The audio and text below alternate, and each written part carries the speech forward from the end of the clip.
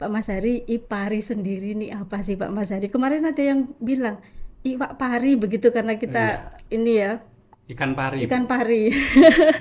Monggo Pak Mas Hari Kalau ikan dijelaskan. pari itu apa sih? Iya. IPARI itu singkatan dari Ikatan Penyuluh Agama Republik Indonesia.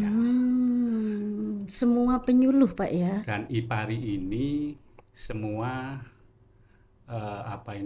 lintas agama itu bisa masuk di dalam kepengurusan IPARI ini. Jadi penyuluh-penyuluh dari lintas agama terwadahi dalam IPARI ini Iya, begitu. jadi Masya IPARI Allah. ini adalah sebuah tempat, Mm-mm, rumah bersama, mm-mm. tempat bersama, Iya. wadah bersama untuk peningkatan mutu penyuluh lintas agama. Dibentuk IPARI ini supaya para penyuluh bukan hanya Islam tapi penyuluh lintas agama itu lebih eksis di dalam memberikan bimbingan dan penyuluhan kepada umat. Mungkin sebelumnya saya ucapkan terima kasih, saya ucapkan selamat kepada Pak Mukim atas terpilihnya sebagai Ketua IPARI periode 2023 sampai 2027. Terima kasih. Iya. Sehat nggih? Ya, alhamdulillah. Alhamdulillah. Sehat. Kelihatan ini dari auranya yang segar bugar. Pak Mukim, tadi sudah dijelaskan oleh Pak Mas Hari terkait IPARI itu apa. Kemudian program-program IPARI sendiri itu apa yang diusung, Pak? Pada dasarnya di tahun 2023 itu sudah diawali dengan adanya lonceng Kampung Moderasi Beragama. Ini merupakan bagian dari satu program yang ditujukan kepada penyuluh untuk bisa terjun di tengah-tengah masyarakat dalam rangka memberikan nuansa baru di masyarakat itu agar ditunjukkan yang namanya penyuluh yang bisa membawa kedamaian.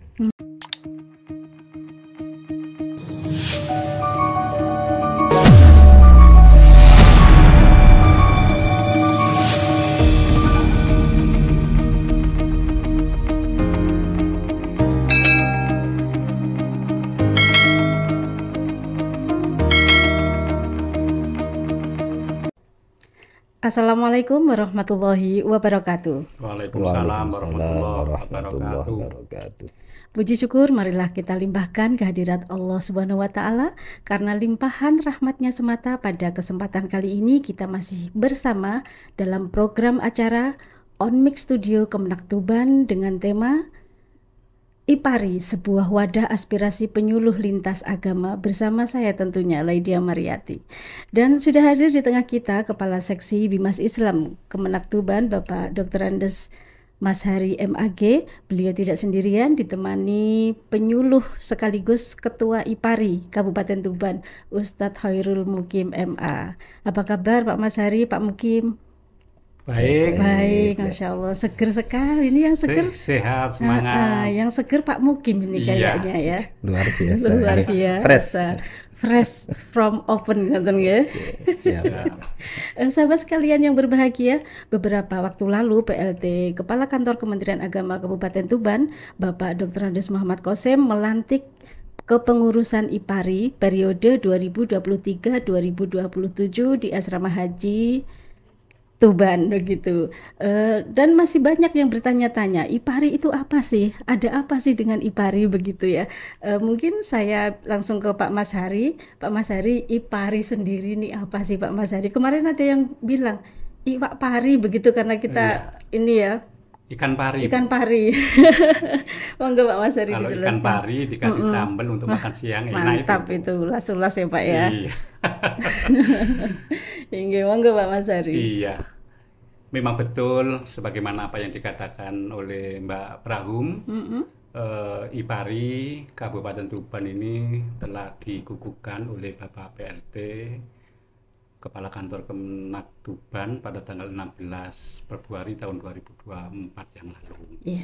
Kemudian IPARI itu apa sih? Iya. IPARI itu singkatan dari Ikatan Penyuluh Agama Republik Indonesia. Semua penyuluh Pak ya. Dan IPARI ini semua lintas agama itu bisa masuk di dalam kepengurusan IPARI ini. Jadi penyuluh-penyuluh dari lintas agama terwadai dalam IPARI ini, Iya, begitu. jadi Masya IPARI Allah. ini adalah sebuah tempat, rumah bersama, tempat bersama, Iya. wadah bersama untuk peningkatan mutu penyuluh lintas agama. Lah, kenapa ada IPARI ini? Supaya Ya. keberadaannya ini lebih eksis dalam bimbingan dan penyuluhan kepada umat. Inggih. Jadi dibentuk IPARI ini supaya para penyuluh bukan hanya Islam tapi penyuluh lintas agama itu lebih eksis di dalam memberikan bimbingan dan penyuluhan kepada umat. Ini IPARI. Kemudian tujuan dari dibentuknya IPARI ini adalah untuk meningkatkan peran tusi daripada penyuluh itu sendiri. Di mana penyuluh lintas agama ini kan punya ruang lingkup, Iya. punya tugas, punya tanggung jawab yang diemban. Iya. Ruang lingkup, tugas, dan tanggung jawab yang diemban penyuluh itu apa? Di antaranya adalah melakukan bimbingan dan penyuluhan kepada umat dengan bahasa-bahasa agama. Iya. Dan tujuannya ini dibentuknya IPARI ini harus lebih baik. Dibentuk IPARI ini tujuan penyuluh lebih baik. Berarti baru tahun ini ya ada pembentukan IPARI, dulunya belum ada ya Pak ya? Ya memang betul bahwa IPARI ini dibentuk tahun 2024 ini. Itulah gambaran namanya IPARI, Ikatan Penyuluh Agama Republik Indonesia. Pak Mas Hari, yang mendasari terbentuknya IPARI sendiri itu apa Pak Mas Hari? Yang mendasari dari IPARI ini adalah surat edaran dari Dirjen Bimas Islam Kementerian Agama Republik Indonesia tanggal 25 Agustus tahun 2024. Baru sekali. Kemudian diperkuat oleh Permen PAN, Peraturan Menteri Pendayaan Aparatur Negara, Reformasi Birokrasi nomor 9 tahun 2021 dan Permen PAN RB nomor 1 tahun 2023 yang menyatakan bahwa jabatan fungsional penyuluh agama itu wajib memiliki satu organisasi profesional. Kemudian dengan adanya surat edaran Dirjen Bimas Islam Kementerian Agama Republik Indonesia yang diluncurkan oleh Direktur Penerangan Agama Islam, IPARI Pusat ini dibentuk lebih awal.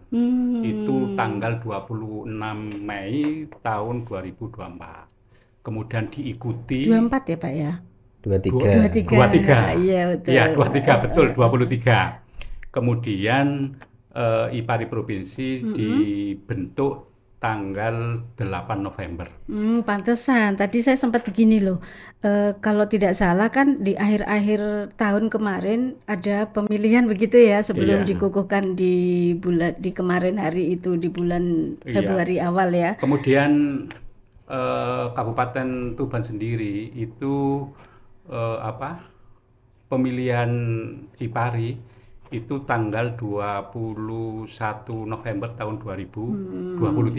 Iya betul Pak. Jadi saya ralat. Jadi mengawali ya Tuban ya. Jadi saya ralat itu berdasarkan surat edaran tanggal 25 Agustus tahun 2023.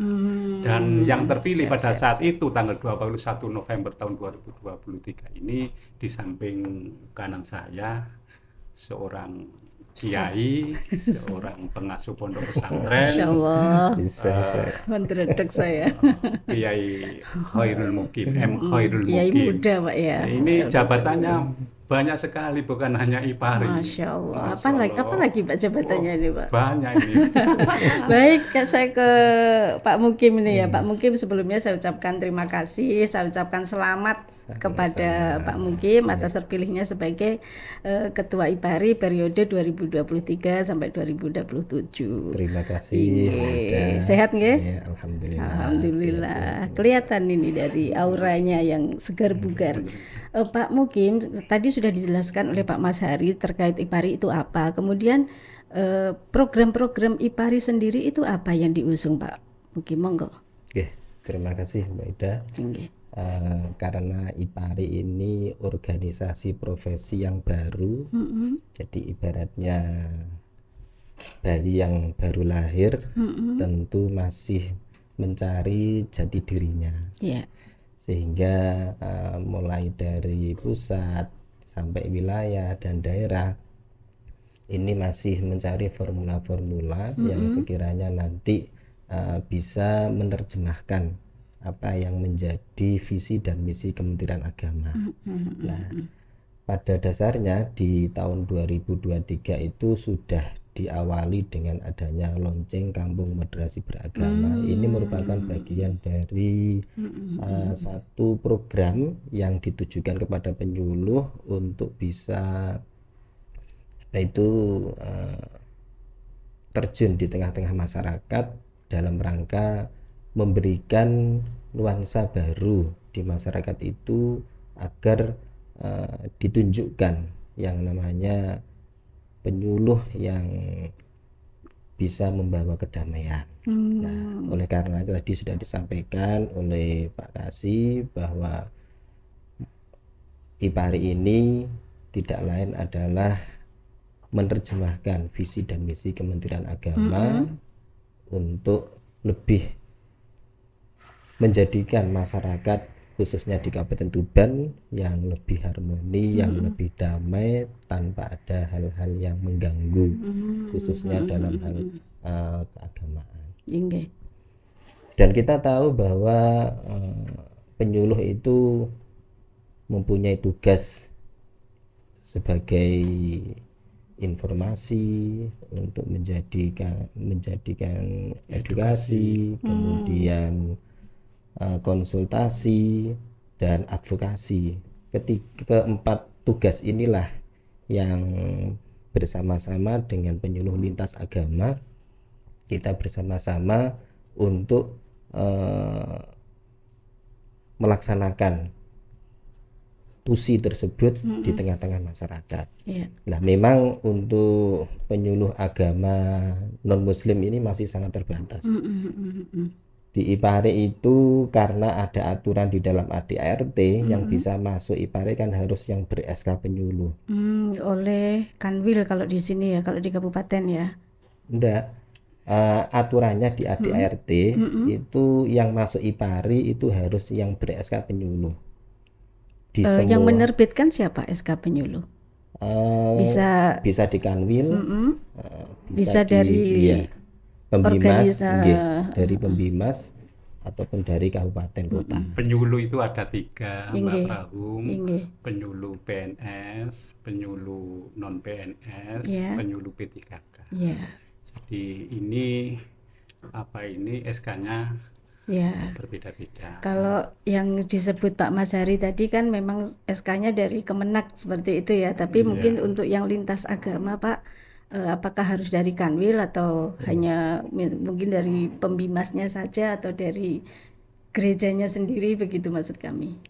Untuk yang non muslim itu kan yang ada di Kabupaten Tuban hanya Konghucu 1 orang, Buddha 1 orang, Kristen 2 orang. Jadi yang tidak ada itu Hindu sama Katolik, yang tidak ada. Nah, sehingga sangat terbatas sekali. Nah, oleh karenanya agar IPARI ini lebih bisa bekerja untuk mengetahui apa yang ada di dalam masing-masing agama, itu mestinya dari seluruh lintas agama itu terwakili, sehingga bisa lebih idealnya Pak ya. Idealnya seperti itu. Cuma sementara memang masih terbatas itu. Jadi yang tidak ada itu Katolik sama Hindu Pak ya. Oke, Pak, dengan adanya berbagai komponen dari penyuluh dari berbagai agama, tidak menutup kemungkinan mungkin ya untuk saling membantu, mungkin memberikan solusi, mungkin walaupun tidak secara internal ya, tapi secara umum masing-masing penyuluh begitu ya.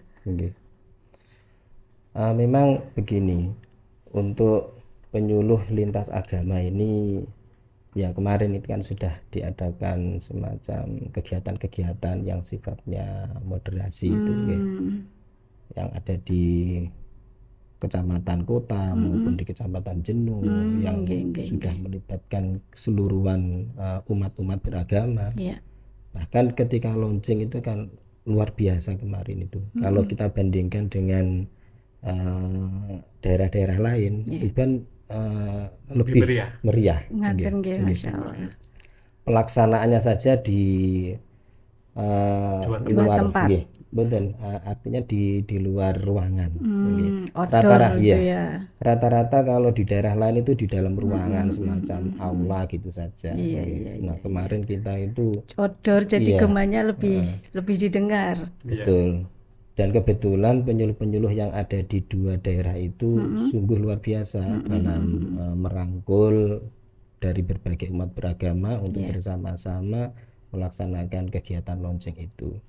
Dan ini insya Allah akan ditindaklanjuti di tahun 2024 ini untuk penguatannya, penguatan kampung moderasi beragama. Jadi itu kayak semacam outputnya dari IPARI sendiri gitu Pak ya. Betul. Tapi yang jelas apapun latar belakangnya, apapun agamanya, dengan dibentuk IPARI ini diharapkan seluruh komponen kepengurusan di IPARI itu menjadi mitra dari Kementerian Agama.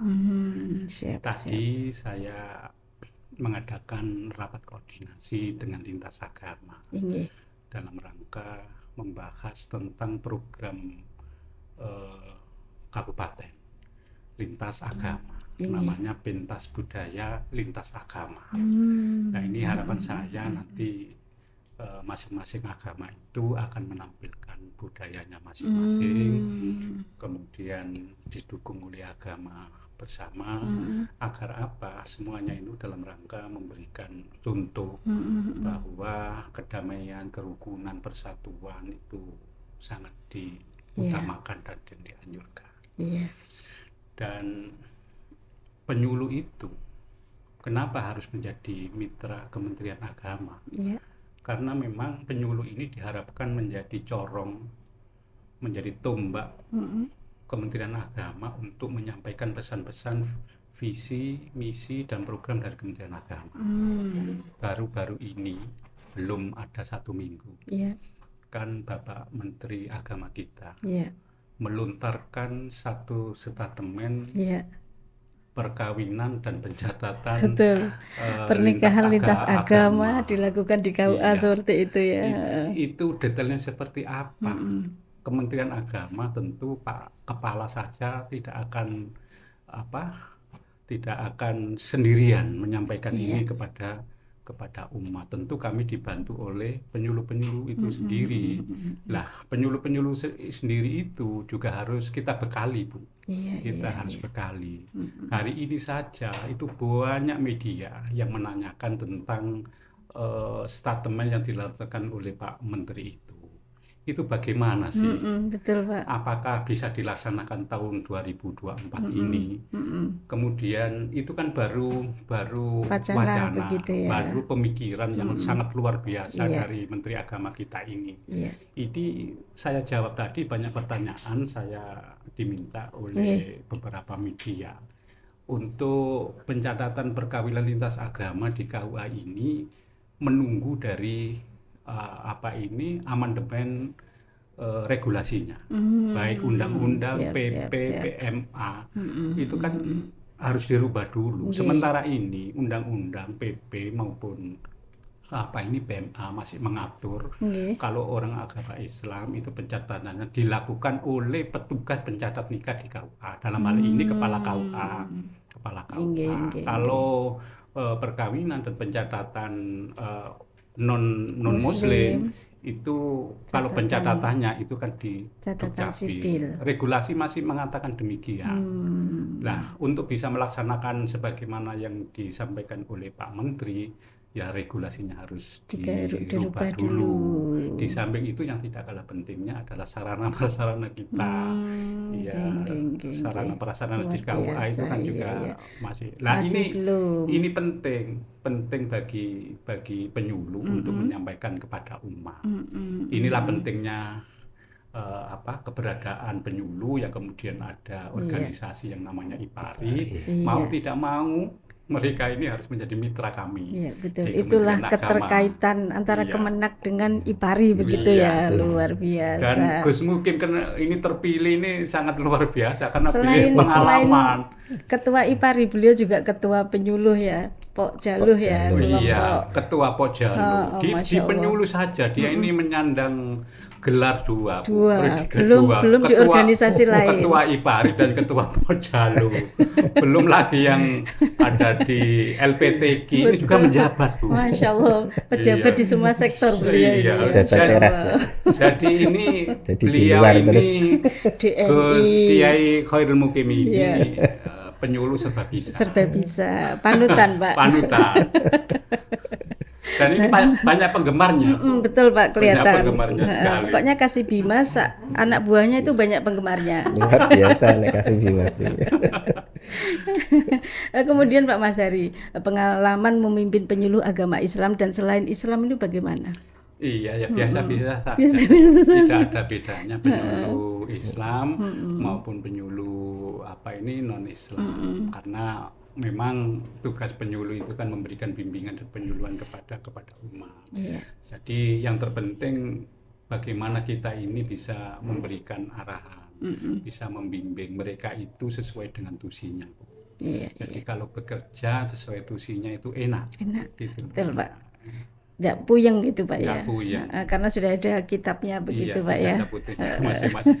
Dan beliau ini sudah luar biasa. Betul. Kalau Pak Mukim kita acungi jempol Pak. Memang kiprahnya sudah mendunia ini. Baik Pak Mas Hari, mungkin sebelum kita akhiri ada kesan dan pesan dari Pak Mas Hari dulu nih. Kesan saya bahwa saya sangat terkesan dengan adanya Ikatan Penyuluh Agama Republik Indonesia yang merupakan wadah dari seluruh penyuluh lintas agama. Ini berbeda dengan penyuluh yang hanya agama Islam.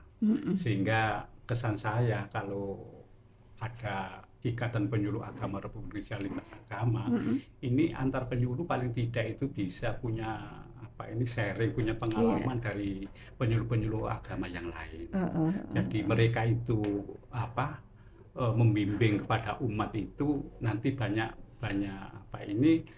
menimba pengalaman dari penyuluh-penyuluh lintas agama.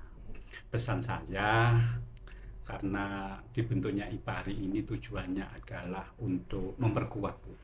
Kalau dibentuk IPARI ini kok peran penyuluh tambah menurun, berarti ini kan tidak sesuai dengan tidak sukses gitu. Tapi saya yakin kalau Pak Mukim yang memimpin insya Allah sukses Pak. Dan ini sudah dibuktikan di bawah arahan Kasih Bimas tentunya. Tanggal 27 dan 28 besok ini seluruh penyuluh kami ikutkan berperan aktif untuk mensukseskan satu kegiatan namanya penguatan kampung moderasi beragama. Siap. Di Tuban ini ada role model kampung moderasi beragama, satu di Kecamatan Tuban di Kelurahan Kingking, dan yang kedua di Kecamatan Jenu di Desa Sugewara. Dan itu nanti seluruh penyuluh lintas agama, baik Islam, Hindu, Buddha, baik yang ada Kristen, di wilayah Tuban ataupun Jenu, semuanya sama-sama ada. Semua hadir gitu ya Pak ya. Bersama-sama memberikan penguatan bagaimana sih model kampung moderasi beragama yang telah ditetapkan ini. Tentu berbeda dengan desa-desa yang tidak dipilih menjadi role model kampung moderasi beragama. Iya, mungkin mau diakhiri dengan sebuah pantun Pak, boleh? Nanti biar Gus mungkin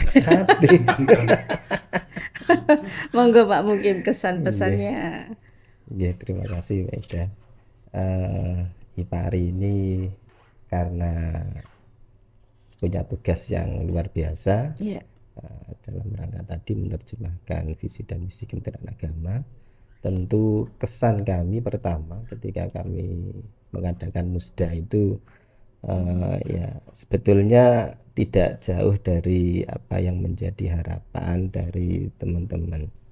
Cuma karena memang kami yang mengikuti kegiatan yang ada di wilayah, sehingga mau tidak mau pada saat itu kami harus dipilih untuk menjadi pengurus ketua IPARI. Sebetulnya masih banyak yang senior pada saat itu, dan di dalam apa itu tata tertibnya sudah jelas. Akan tetapi ya itulah, karena sudah menjadi perwakilan di wilayah, akhirnya ya harus terpilih itu. Terus pesannya memang ke depan mudah-mudahan IPARI ini bisa berjalan dengan lancar atas bimbingan dari Kasih Bimas dan tentunya dari Bapak Kepala Kantor, untuk bersama-sama mengikuti dan menjalankan apa yang menjadi arahan dari pimpinan untuk bisa melaksanakan tugas IPARI ini di tengah-tengah masyarakat. Karena pada dasarnya tadi kita ketahui bersama bahwa namanya organisasi yang baru berdiri tentu butuh apa itu arahan, bimbingan, dan sekaligus support dari berbagai sisi tentunya supportnya. Jadi ya cuma IPARI ini kan sekarang untuk penyuluh atasan langsungnya kan kepala KUA, tidak Kasih Bimas, sehingga harus melalui 2 tahap ini. Jadi tidak langsung seperti dulu kami harus langsung laporan kepada Kasih Bimas. Sekarang berjenjang ya. Berjenjang.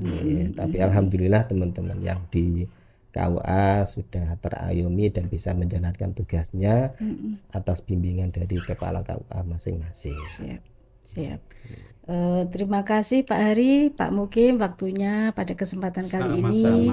Terima kasih dulur-dulur On Mix Studio Kemenak Tuban yang berbahagia. Semoga sharing ilmu dan informasi yang kita sampaikan tadi bermanfaat dan menambah semangat untuk menuju Kementerian Agama yang lebih baik. Usai sudah pertemuan kita pada kesempatan ini, saya akhiri dengan pantun ya. Mandi peluh di siang hari.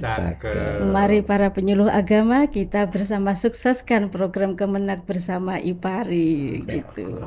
Pergi ke Pati naik delman lama sekali. Saya Lydia Mariati selaku host pamit undur diri, sampai jumpa di lain hari. Wallahul muwaffiq ila aqwamit thoriq. Wassalamualaikum warahmatullahi wabarakatuh. Waalaikumsalam warahmatullahi wabarakatuh.